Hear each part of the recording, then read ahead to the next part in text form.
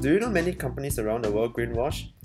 These companies stage deliberate actions to mislead consumers regarding the claimed green practices of a company or the green benefits of a product or service. Some of the commonly known brands are McDonald's as well as British Airways. These companies have committed at least one of the 7 sins of greenwashing. And the 7 sins are sin of the hidden trade-off, sin of no proof, sin of weakness, sin of worshipping false labels, sin of irrelevance, sin of lesser of two evils, and lastly, sin of thieving. Now, let us focus on Singapore. McDonald's is a ubiquitous brand that everyone is familiar with. But do you know McDonald's actually greenwashes? McDonald's sustainable environmental supply chain vision is we envision influencing the sourcing of our materials and ensuring the design of our products, their manufacture, distribution, and use to minimize life cycle impacts on the environment.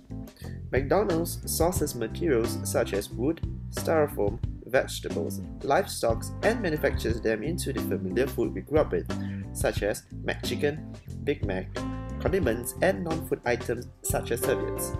But what exactly is McDonald's practicing? Although they try to eliminate non-biodegradable materials and promote sustainability, but have they really tried their best? Multiple news reports have published McDonald's active efforts to eliminate polystyrene packaging, such as the clam-shelled containers and hot beverage cups. Polystyrene is commonly known as styrofoam. Have you ever patronized any of the McDonald's outlets and witnessed that they are still using the clam-shelled containers to package their big breakfast? So why hasn't McDonald's phased out the use of polystyrene despite the green claims and publicity? Styrofoam contains benzene and styrene, which are suspected carcinogens and neurotoxins. Styrofoam packaging may be cheap, but the environmental and health repercussions are much costlier. It takes about 500 lifetimes for these styrofoam packaging to decompose naturally. To avoid the pitfalls of greenwashing, one must take green claims with a pinch of salt, not at surface value, and conduct independent and individual research on their own. Now you've understood greenwashing, let us move on to the opposite of the continuum, to greenmuting. Greenmuting is the deliberate act of choosing not to disclose environmental friendly practices that they make. You may be asking how. Since greenmuters conceal their green practices, hearing it through the grapevines poses as the only way to identify such companies. Let us take a look at the grapevine surrounding Levi's.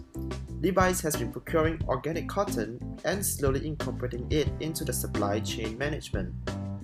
However, media reporting of such practices was rejected by Levi's, who insisted on keeping mum about such practices. The decision to remain silent has raised speculations. Are they afraid of greenwash accusations?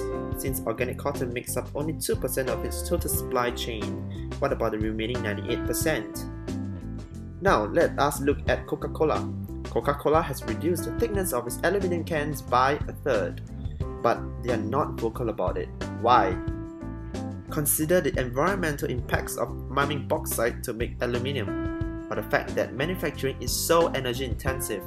It's one of the top 3 greenhouse gas emitting industries. Just like Levi's, Coca-Cola is afraid of greenwash accusations. Is doing less bad considered good? Now, let's identify the reasons why companies greenwash. Companies greenwash to capture the ever-rising green-conscious consumers.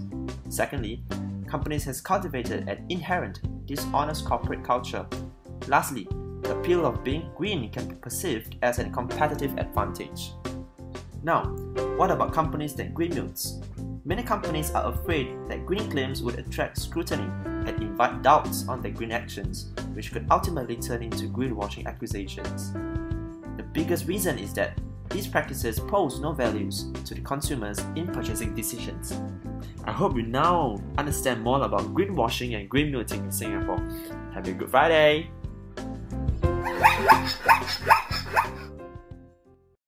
Created using Powtoon.